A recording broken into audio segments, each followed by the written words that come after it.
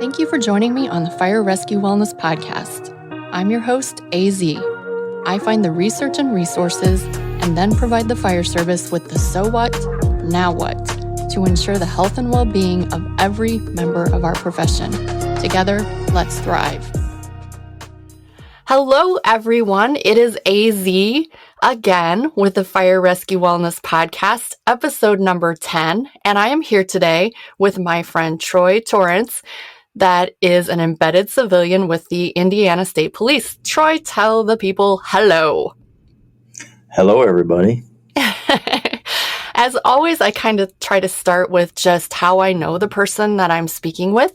And Troy and I actually met during COVID, of course, when one of our great people in the tactical space put together a weekly Zoom meeting of professionals in the space. And so I met so many great people through that, and I'm so grateful for that opportunity.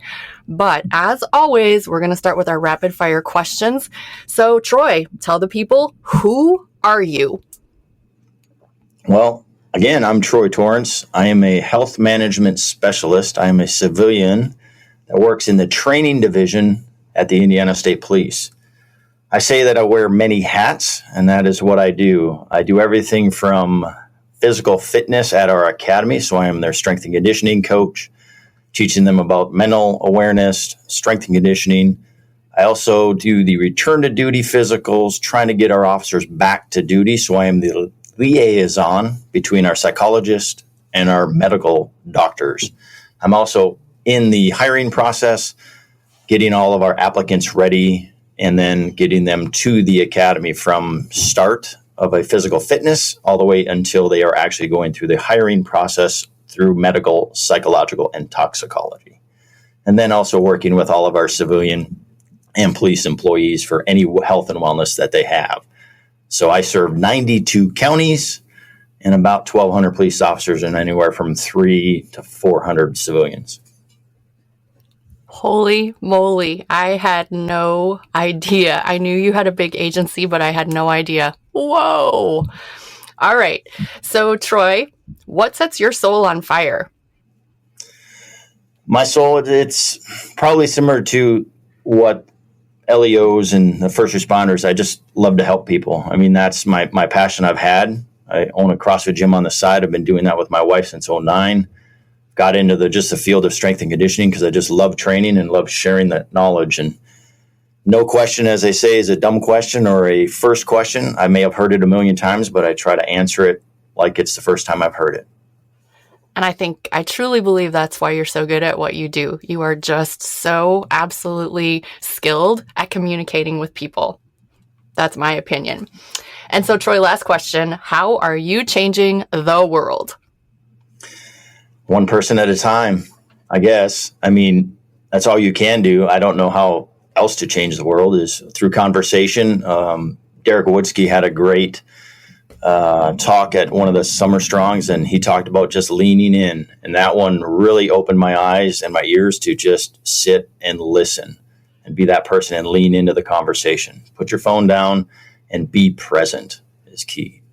Oh, I think that we went to the same talk because I came home and wrote a blog, and the title of the blog was Lean Effing In. And it's so true. I really believe that there's this concept of networking, and I really hate that word because it implies we're sitting around a table throwing business cards at each other, hoping that in the future you'll do something for me. Like, ooh, if I threw my business card at you, in the future you're going to do something for me. But I don't think that works very well. I think that what you're talking about, that true connection, really is really, really valuable. So that was a great talk. And I believe most of those talks are available on YouTube. So listeners, if I can find it, I'll link it in the show notes. All right, Troy, you have been doing your position. I did the math since 2000, so 22 years. And I'm interested to know, I know that you've grown, expanded, improved the program, but I'm interested to know, what did it look like when you walked in the door your first day? Interesting. Most definitely. I came into the job coming from a corporate wellness into the state police, trying to just understand and figure out what was my role. In the beginning, just coming in was just coming out to the academy to do body composition. I would just do skin folds. And then my job daily was just in the office, keeping track of the drug database, keeping track of medical files. So basically, I just was the medical file and a corporate, basically, wellness manager. I would come into the department creating programs to better the officers and do some exercise prescriptions for them in the field or for the specialty teams, which was our scuba team and also our SWAT team that would get a PT hour back in the early days, 3 hours of on-duty training, but the rest of the field didn't have that.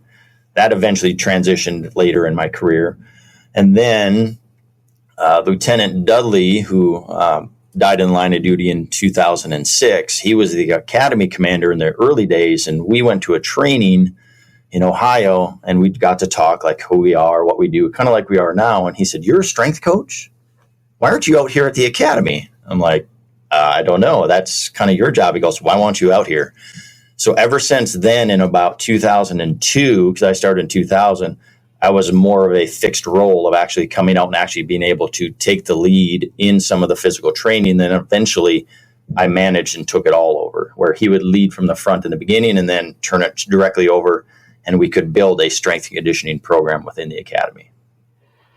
And listeners, did you hear basically what he said? A door cracked open and he barged through it. Without asking too many questions, he just took that opportunity. And that is so important in this field. That's an amazing story. So, Troy, I look at your program now, or more specifically, your facility. I follow you on Instagram and I see your facility, and I have facility envy. But for anyone who hasn't kind of gotten a little view of your facility, why don't you explain what you have at your fingertips today? Well, today we've converted the weight room, which is obviously, as we know, most of our facilities are way too small for our size. But we took all of the machined equipment out and tried to create just a few squat racks. So we have a handful of squat racks, a whole ton of bumper plates, which will be about probably 4,000 pounds of bumper plates, 20 barbells, and then a bunch of kettlebells, and then just sheets of rubber for the floor. So if we have a big class, I literally have to go out into assembly hall and become machines with our recruits and lay them on the floor and do some floor pressing, do our sumo deadlifts out there as a group and manage them outside of a weight room. So you have to use what you can with a big assembly hall and then also a weight room, which we did convert so we can do some squatting and some other techniques to get people under a barbell. And how many students do you typically, or recruits do you typically have coming through your academy at any given time? Our normal average would be around 40 recruits, upwards of 60. The biggest class we've ever done was 120. Whoa. Yeah, and we basically ran 2 academies at the same time, and that was a challenge with one person, me as a strength guy, and a handful of troopers that are our counselors. And our current class right now is one of our smallest. We're actually down to 12. We started with just over 30, and our attrition rate has got us down to 12. Oh, wow. That's a big attrition rate.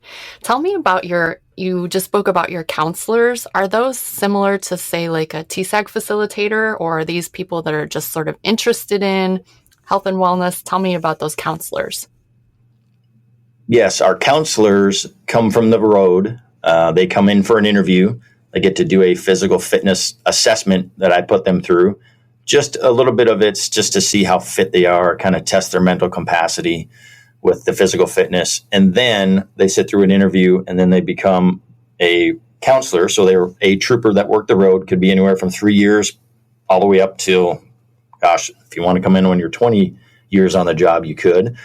But they come in, and then they are then the counselors, which will then mentor those recruits and have them as squad leaders to put them through the academy. Some will come with some physical fitness background. Most do not. This is not a permanent position except for the lieutenant and 2 sergeants that we have at our academy. Beyond that, our basic counselors run every 2 years. They have to go at least 2 classes, and they could do up to maybe 4 recruit classes. And I see that as a really great model, because you have people that are interested in health and wellness, There's an interview process that they have to sort of check some boxes. But then here's the magic. They have you to supervise them and mentor them and make sure that they're on the right track. And I think that's where we miss the mark in the fire service with the health and wellness initiative. Many departments adopt that model of peer fitness trainers, but they miss that little line that says a qualified and competent professional to manage those fitness trainers. And so you are really truly using those counselors as effective force multipliers, whereas in the fire service, many times we're just throwing those people that have had 40 hours of training sort of out into the river and good luck, sink or swim. For sure. It's not working very well. Okay, so what is your Troy Torrance's overarching model, your training philosophy, so to speak? So you've got candidates coming in, I'm assuming all levels of fitness from high school athlete to video gamer, and you have to get all of those individuals ready for their career. So sort of what is your philosophy? I know that's a really, really broad question, but you go. Yeah, I get this a lot, I guess, since I'm in the tactical field. And then everybody will come, do you have a periodization program? Do you have X? Do you have Y? Honestly, no. I don't think you can have a perfect set model when you are dealing with somebody who is 20 years old and somebody that would be 38 or 39, because we can come on this department prior to the age of 40. Yes, they all get pretty much the same exercise program. We follow a little bit of power athlete on their basic bedrock program of just linear progression. I know it's very simple, very basic, but we're just getting people comfortable with a barbell. Probably 75 to 80% of my people coming into the academy have never touched a barbell. It is amazing when I do a survey that most kids, gentlemen, adults, all of them that come in have minimal sports, minimal athletic background.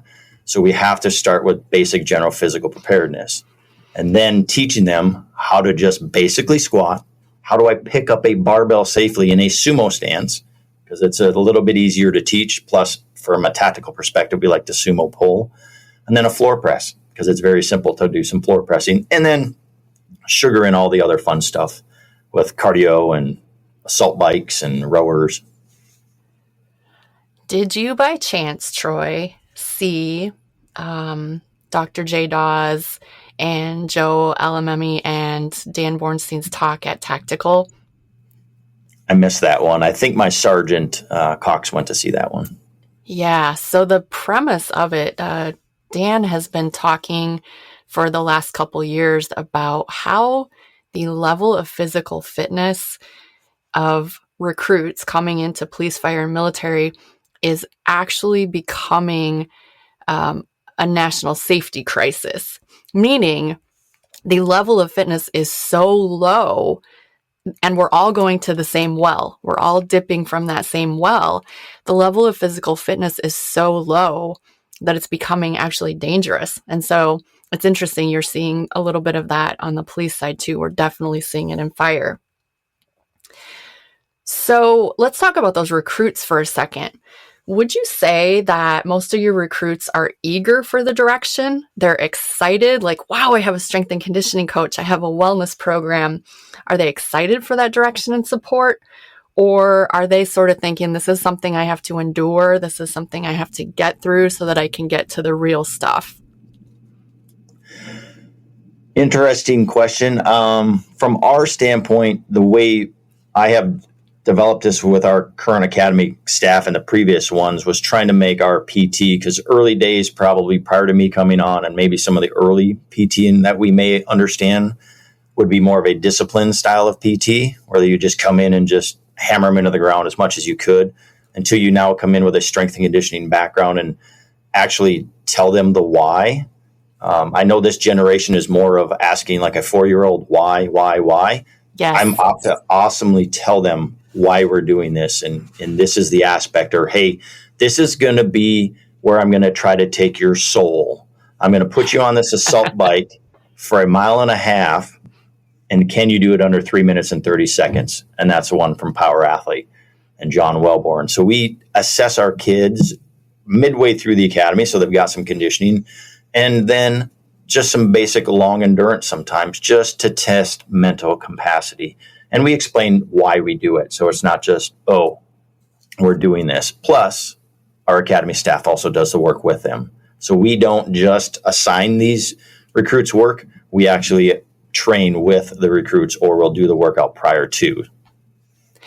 And if you're listening out there right now and you're thinking, but yeah, like one of the things we have to do in the academy is break them down and give them discipline and show them how tough we are as the cadre of instructors. Think of it this way.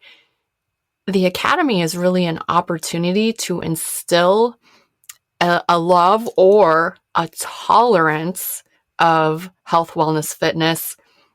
And so you can either do good in the academy, or you can truly do evil, and you can have your whole recruit class leaving saying, I am not ever effing doing that again. And I think that's a huge mistake. It's a missed opportunity when we don't instill that at least respect for health and wellness and for our body. Would you agree, Troy? Most definitely. I explain that to them the same way as I don't want punishment or PT as punishment. I want it enjoyable, because this is something that can be a great stress reliever for us. I use it as a stress reliever. I've always loved training. I've been doing it since the 7th grade, since my dad dropped me off at the Superior Supreme Courts just to start exercising. Got into the field and loved it. So I don't like it as a punishment. Now, on the flip note, there is team exercise activities, as Rafa East will state. There are times for punishment. There are times for discipline for making errors, but that's not part of PT. And I also explain that in the beginning to recruits. Again, if you make a mistake and you have to do extra work, guess what we are doing? We are actually making you better. You are actually getting fitter. If I truly wanted to do it backwards, I would keep you from doing PT and make you less fit and tell you cannot exercise. But that's not part of the program. You know what, as a side comment, I once had a firefighter drop into my DMs. I was asking a question about recruit training and probationary firefighters in my Instagram stories. And he dropped in and he said, when they're on probation, they're not allowed to work out. And I said, that seems a little bit backwards to me. Tell me more. And he said, well, you know, they should be cleaning the bathrooms and they should be doing X, Y, and Z. And I said, do you think that by not allowing them to work out, you're now making them seem like that's something they're earning or something that they get to do after they've been on a year? And he said, yeah, that's what we're doing. And I said, how is your success rate? And he said, oh, not so good. So I think we have to be very careful how we handle our incumbents and our probationary officers and firefighters. I think that there is that mental aspect to this, and we have to keep that in mind too. Speaking of mental aspect, Troy, I see you on Instagram doing stuff with worksheets and moving cups and all kinds of different things. Tell me more. Yeah, attending the Tactical Strength and Conditioning Conference a few years back, John, and I'm blanking on his last name right now, he's a Army Ranger, he brought up one of the talks before Tex McQuilkins, and they were doing a concentration grid and adding that to add stress and just their ability to have some mental focus. So spoke with him after, and ever since we've been diving deep headlong into it. And if you want to understand concentration grids, just go to concentrationgrids.com and you can print a concentration grid. It's from 00 to 99. And you just add a little bit of physical stress, and that's just some aerobic capacity, and then have them try to cross off numbers. You can give them in random order, go by threes, go from 00 to 99, what have you. We will constantly change it to just add a little bit of stress to them. to get their ability to focus their mind, and then also some breath control to force them into some nasal breathing to relax and slow them down. And do you see that translating to potentially better decision making under stress on the road? I would guess yes. Yes, I think so. We brought a few of our SWAT team members were in for some training with us, and we were doing one of these grids along with stacking some nuts on top of each other, and we threw them in. So that was another avenue John threw out there for me to add in. And so I jumped on that. So adding fine motor skill with a high heart rate to stack, and can you stack them on end, not the easy flat on top. You literally turn it on its side and stack the hexes 6 high or 7 high.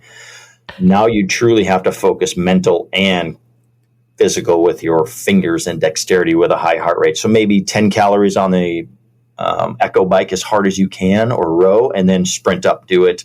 And the other one is rowing until you can stack everything. So that's a good challenge. I honestly don't know if I could stack nuts without the stressor. I'm going to try it. As soon as we get off this call, I'm going to try it. So let's go back to these recruits. Tell me again, how long is your recruit academy? So our recruit academy is anywhere from 22 to 24 weeks, depending on holidays. Wow, that is a significant academy. I love that. So how do you keep them engaged in health and wellness once they are free to fly out of the academy? That one's an interesting one. It's some emails to the group and to the field, but beyond that, it's very tough being a one-man show for the whole agency. They all have my cell phone number. They all have my email address, but as we know with most people, it's very hard to ask or to contact. I do get it here and there, plus the fun, which will be on Tuesday. I get to see our previous academy receive their automobiles. So they've been in their field training program now for 14 weeks. So after your 22-week academy, you graduate, you go to the field for 14 weeks. I will get to see them 14 weeks later, one with more hair, maybe a mustache, and then maybe a little bit more bulk because they're going to get a little bit more food because now that they're not in the academy. But I'll get to see them and, again, let them know that I can be reached at any time. I bet that's really fun to follow up with them 14 weeks later. And I was just thinking as you were saying that, my firefighters that I work with, they have my cell phone, they have my Instagram, they have my email, they have my website, they have Twitter, they have so many ways to get a hold of me. And I won't hear anything until I walk into a firehouse, and then there's a line of 10 people with questions that could have been an email or a phone call. And so that is definitely challenging when you are one person with an agency of 1,200 people. That's so challenging.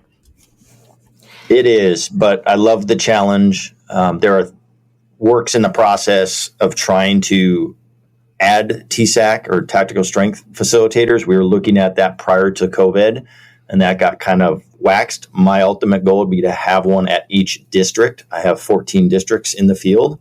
So then I have force multipliers that can then help beyond just me. We can start to build some of these programs because I do have men and women out there that do want to help and do have the background in this. And I think this would be a great opportunity. We had a program way back in 1989 when we developed my position. So this has been around for a while in the state police. I think they're one of the forefronts with it. And they had training specialists that were troopers that wrote exercise prescriptions and were certified through the ACSM back in the day. Wow. And would these 14 district TSAC facilitators, would they be officers or civilians? They would be officers for now. My ultimate goal would be to try to start to develop a wellness unit and then have a few civilians beyond myself embedded and create a more of a wellness, as you've talked, how the NFL and pro teams have it.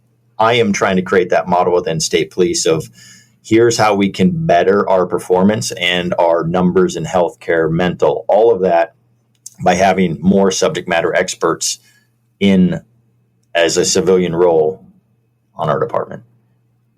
I endorse this idea. More to come.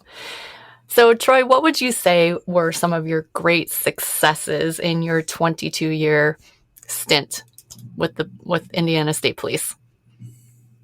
Probably trying to get the whole department on to getting their 3 hours of on-duty time.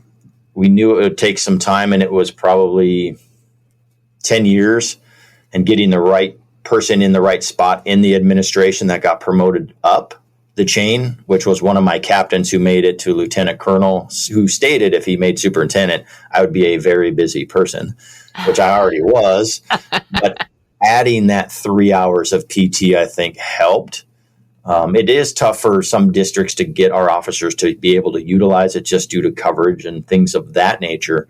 But to afford the opportunity to allow our officers on duty time to train, I think is pretty big.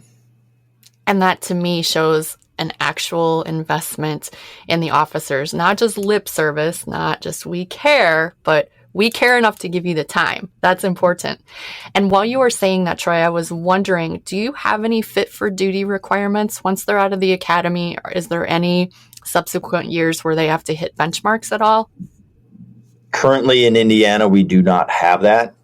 Part of our communication that I was on our panel for the department in 2019 was to develop some sort of fitness standard and looking at creating a incumbent style standard for our officers for the health and wellness. So it'd be like a physical fitness assessment. Okay, that makes absolute sense. So I asked you about your great successes, and if you don't mind sharing, what are some of your hard lessons learned, the pits that you fell in?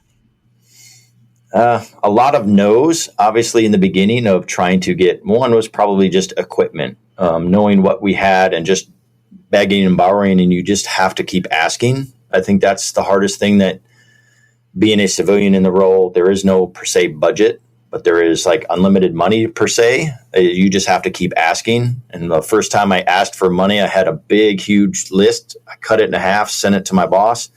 He said, it's all approved. I'm like, oh, I should have left the full budget. Ask for the moon every time and tell them and let them cut your budget. Don't skimp on things. Ask for everything under the sun and just see what happens. And I'm doing that right now with a whole proposal. Our academy is getting rebuilt here. We're supposedly getting the pool that is going to be filled in, and we're converting it to our own facility. So I'm trying to outfit a whole facility right now. So that plan is going. It's got to go up to the superintendent and then hopefully find some money. That's really good advice. Ask for the moon and let them cut the budget. I love that. Okay, so you have a big agency. Chicago Fire is a big agency. Denver Fire is a big agency. Fairfax County is a big agency. But most agencies aren't big. They are small. They are 100 or less people, maybe even 50 or less, maybe even 20 or less. What would you say to those agencies, large or small, who say to you, we can't afford this. We can't afford human performance. We can't afford equipment. We can't afford it. What would you say to them? We can't afford not to. It's that simple. It's the hardest thing, I think, to tell command staff, unless you tell them to go to human resources and find out how much money you are actually spending on workers' comp and your health, and you're whining about the budget that we're spending all this money going out due to heart attacks, injuries, when you could bring somebody in for maybe 1% of that cost and have them hired on your agency to actually help. That's huge. But it again, like you stated in other podcasts, you have to be able to take that forward-looking step and do it. We can't afford not to do it. I love that. Return on investment in health and wellness interventions is huge. And the other stumbling block we run into is that people don't like to be early adopters. I shouldn't say people. some people don't like to be early adopters. AZ waits until the iPhone is 2 models ahead before she gets the iPhone. And so I can respect that. You don't want to be an early adopter. But what these agencies need to realize is you're not being an early adopter anymore. It's out there. The model is out there and people are crushing it. You just need to open your eyes and see the successes.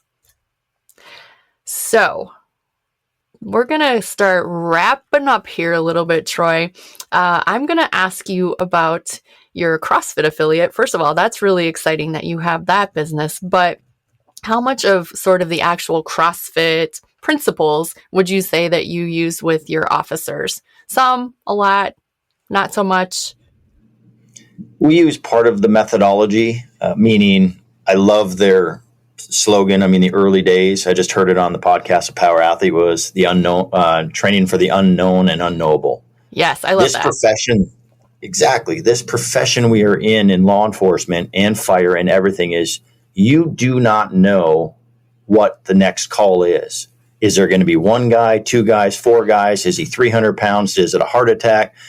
Who knows what it is? And you have to train for everything. We cannot just be a cardio person. I cannot just be the biggest, strongest guy that can't run down the street and then try to drag somebody. You have to be pretty well-rounded, from going long, going fast, and then going hard and picking something heavy up. So that's how I've kind of spun the model. And Mark Sisson had a great comment years ago in one of the articles I read from him was, you should be able to breathe really hard, so do some sprints. You need to go really long one day, so breathe in a sustained pattern, and then one day lift something heavy.